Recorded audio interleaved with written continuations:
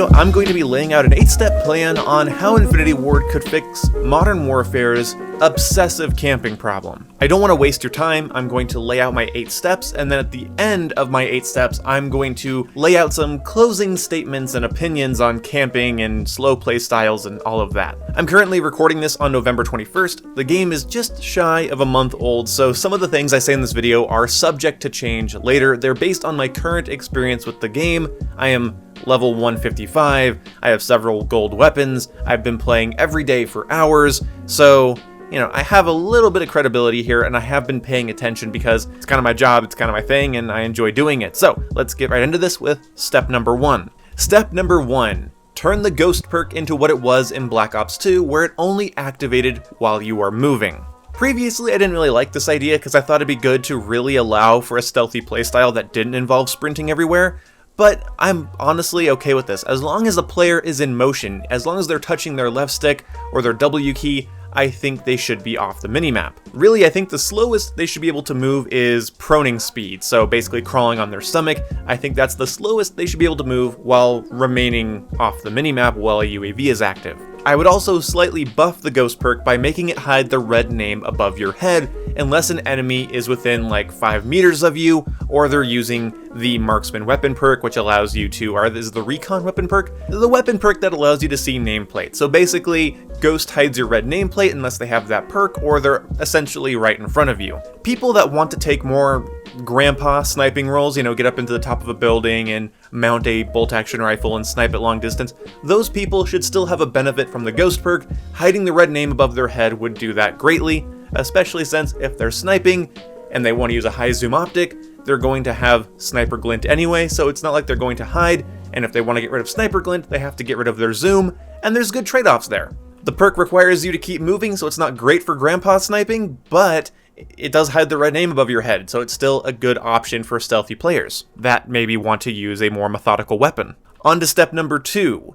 Spotter perk delays the trigger on claymores and proximity mines. We've seen this in Call of Duty's past, a perk that allows you to walk past a claymore or an IED, and instead of it going off right when it detects you, it goes off about 3 seconds later. Or maybe 1 or 2 seconds. It would require you to move past it, but maybe it'll still explode fast enough for somebody to know that, okay, somebody just passed by my claymore, but I think the spotter perk should do that, and the enemy equipment that you can see with the spotter perk should glow bright red, like we've seen in previous Call of Duty games. Not a little yellow outline that you can then mark for your teammates, a glowing red item that when you mark for your teammates gives your teammates a little red outline. Because if they're not using spotter, they shouldn't get all the spotter benefits from just one person on their team running it. And I wouldn't mind it having an infinite range through the entire map, or at least a longer range than it currently does. This would drastically cut down on claymore and landmine abuse, and it would help people find trophy systems and attack inserts or deployable cover,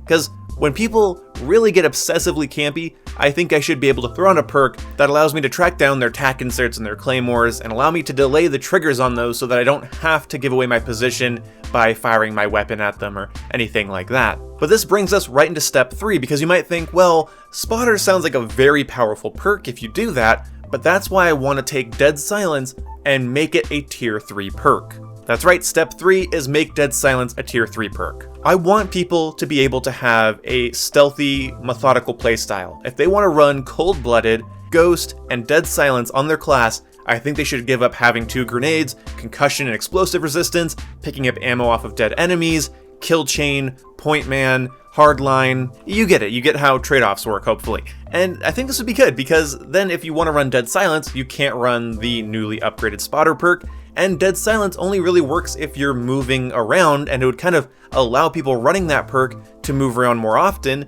and it would encourage them to move around, as well as the ghost perk. The ghost perk in this 8-step plan would only activate while moving. Do you want to see more aggressive players in Modern Warfare? Allow them to move around quietly and then reward them by taking them off the UAV when they're moving around. So they're not punished for moving because of their footstep sounds, and they're rewarded for moving because of the way the ghost perk works. You have more aggressive players there right off the bat. Step 4 on my 8-part plan is the minimap returns to traditional Call of Duty minimap. I've decided that the game would be better for it.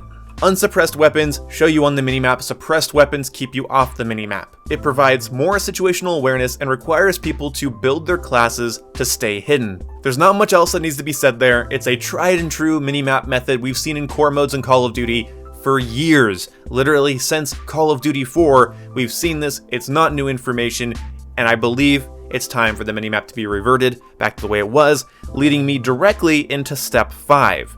Because of that minimap change, suppressors would suddenly get a buff. It would be an inadvertent buff, but they'd become incredibly useful because now you can hide yourself on the minimap if you run the suppressor. So I think a suppressor nerf is in order if this happens. Now I believe tactical suppressor or lightweight suppressor, whatever it's called, the one that reduces your damage range, I think takes your damage range by like 25% and reduces it. That's okay. That's okay. You know, that's what we were used to with suppressors, that's fine.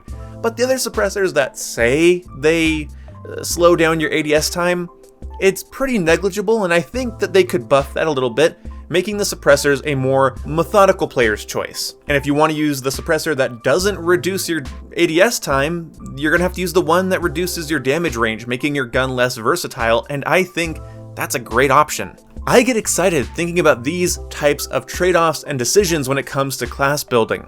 Essentially, make suppressors heavier, make them make weapons a little bit more clunky, and then the suppressor that reduces your damage range will be the choice of people that want to run around, but of course then they don't get as much damage range. I think it's a great trade-off, and in fact, the more I read this list, this creates a lot of interesting trade-offs that I like a lot. Alright, so let's get to step number 6 here. Step number 6 is a pretty simple one, and it's the only one in this list that really affects the maps.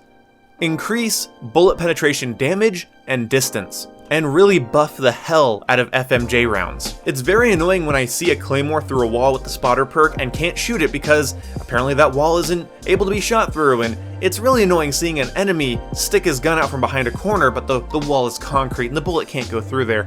I know they wanted to play this whole realistic, okay, well yeah, that round really wouldn't be able to go through that concrete in real life, but I'm sorry, you make maps that facilitate camping, I'm okay with that, but then you fill those maps with indestructible cover that I can't shoot through. It makes dealing with these types of campers, these obsessive campers, a lot harder. I'm not talking about killing slow players that, like to move around the map slowly, go to an area, hold it down for a second, move to a different area, watch a corner for a second. I mean the people that just want to park their ass in a corner. I want to be able to shoot through the wall they're behind. If I get killed from a corner and I spawn outside that building, if that dude is dumb enough to be in that corner still, I just want to nail him through the wall. Nowhere in my 8-step program is there any ideas about remaking the maps, but you can make the maps play differently by making more cover able to be shot through and increasing the damage once it does. Will this stop camping? Is this the most drastic change on this list? No, but it will go a long way to helping out and taking out head glitchers that just want to use a concrete wall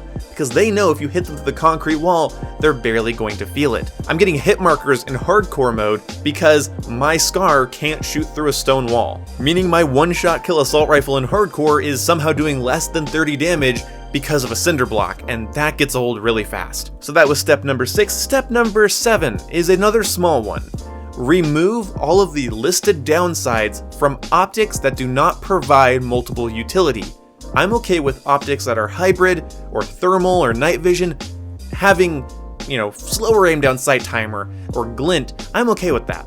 But stop telling people that their red dot sight increases the ADS time, because Exclusive Ace has already tested it and there's no measurable difference unless you stack a bunch of attachments that say that they, increase your ADS time. Somebody choosing to run a reflex sight or a holographic sight should not think that they're being punished. Telling a player that you've slowed down their aim down sight time, especially if that player isn't really that knowledgeable about the game, they're just reading whatever the stat charts say, telling them that the reflex sight they want to use is going to make them aim down sight slower might encourage them like, well, I want to use this red dot sight, but I can't get in any quick draw gunfights because that's going to slow me down. There are people out there that still think FMJ increases raw bullet damage.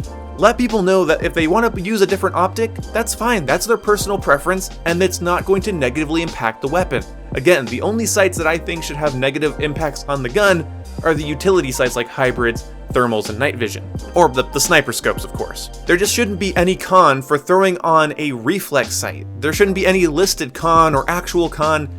Allow people to use the optic they want without telling them that they're slowing their gun down, because they're not. That's a small one, but it's been bothering me for a bit. and I think it'll go a long way to letting people feel more confident with the setups they're choosing to use. Stop telling them that they're slowing down their gun. The last one, you might think, okay, this is gonna be the big one, right? Kinda. I think the sprint out time out of tac sprint should be faster. Tac sprinting in Modern Warfare is a really cool feature. I love double sprinting. That's the super sprint. That's when you hit your analog stick twice and you go further and you go faster, and it's great. But so many people get caught doing it, and you might think, well, that's their problem. And in a way it is, and they did recently increase the sprint times and make them more in line with the beta and how it was back then. But I think that if I'm caught tac sprinting, I should have more of a chance to fight back. This would encourage more pushing. If players knew that they're not going to tank their sprint out time from doing a tac sprint, people would push out with tac sprint more often. Now, I do think it should be more than a normal sprint out time because it is faster and it is something you need to choose the right time to do, but I think tac sprinting should punish players a little bit less. This is all a part of my 8-step plan to encourage aggressive play. So let's go over this one last time. Step number 1, Ghost only activates while moving but hides red names.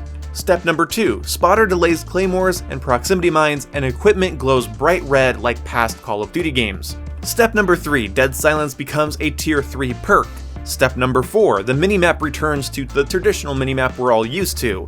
Step number 5, make the downsides on suppressors more noticeable, except for the damage range one, that one's already nerfed enough. Step number 6, increase bullet penetration distance and damage. Remove the listed and actual downsides from any optic that isn't a variable, hybrid, thermal, specialty sight, and speed up the tac sprint out time. That is steps 1 through 8 on how I think you can encourage aggressive play more in Modern Warfare. So here are my closing statements on camping. Camping, like it or not, is a strategy. The maps themselves in Modern Warfare allow people to take advantage of that strategy enough. It allows for slow, conservative, campy playstyles enough. That's what the map design does all on its own, and that's fine by me 100%. But unfortunately, because of so many other attributes in this game, players feel demotivated when it comes to rushing and aggressive play. And instead of having a 60-40 camper to rusher ratio, it feels more like an 80-20 in non-objective modes, more specifically. That's my personal experience. People speed up in game modes like Headquarters and Hardpoint and Domination, but there's still a lot of things encouraging people to play slow. Now, in my absolute personal opinion here, my 100% biased experience here, a slower COD game is a welcome change. A more casual COD game is a welcome change. A stagnant one is not. A Call of Duty game that actively encourages people not just through map design, but through perk and weapon balance, but encourages them to hold still and move slow. If you took half of my changes here and put them into a patch and people read them in the patch notes, so many people would feel like they can go be aggressive again. Again, the maps are already allowing people to camp, and in my opinion, that's fine. I've wanted messier, campier Call of Duty games for a while now, but there's too many things stacking against aggressive players at the moment. I think you should be encouraged to move with Dead Silence and rewarded with a new Ghost perk. I think the minimap returning to normal will make people have to make their classes stealthy, and by making them stealthy, nerfing the weapons, but of course, intel is everything. So yeah, you might be nerfing your weapon by using the suppressor, but at least you're starving the enemies of intel, and that's a trade-off that people need to be able to make. I think I should be able to shoot through cover. I think I should be able to come out of tac sprint and win more gunfights. Some of the maps are large. I want to cover distances faster. I don't think we should be telling players that the holographic sight they want to use is going to make their guns slower, because the amount of things in this game that is slower, it's high enough, and that doesn't need to be one of them. And I think for the people that obsessively camp in a cheesy way with multiple claymores should be punished by anybody throwing on a spotter perk. Especially in a game where you don't have to give up anything on your class other than a different lethal and tactical in order to run concussion grenades and claymores and sit in a corner all day. Your claymore goes off, doesn't give you a kill because the guy had EOD, well, maybe he doesn't have battle hardened, concussion the doorway the explosion came from, get a hit marker and come out and shoot him with a shotgun. That kind of shit will take over this game as people think it's funnier and funnier to troll the people that maybe want a more competitive experience. I'm okay with it being 60-40 in the camper's favor when it comes to the percentage of players and their playstyles. I'm not okay with the way it is right now. It feels more like 80-20, and it's completely imbalanced. These changes would negatively impact obsessive corner campers and claymore users, and promote more aggressive playstyles. The maps provide the options, the equipment limits everybody, and that's something people need to realize. The maps are not the main culprit here, it's how we have to interact with them, with the equipment, weapons, and perks that we have.